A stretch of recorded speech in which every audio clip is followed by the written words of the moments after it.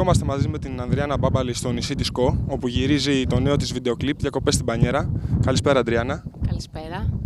Πόσο δύσκολο είναι να γυρίσει ένα βίντεο κλιπ, πόσο κουραστικό?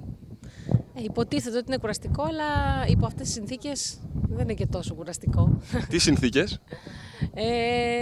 Παραλίες, πισίνες, βόλτες, ξέρεις, ταξίδι σε ένα ωραίο νησί.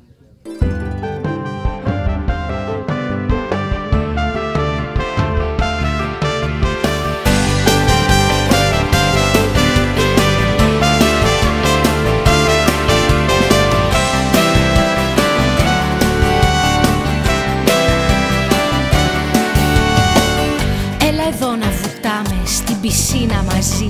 Άμα είχα πισίνα θα σου έλεγα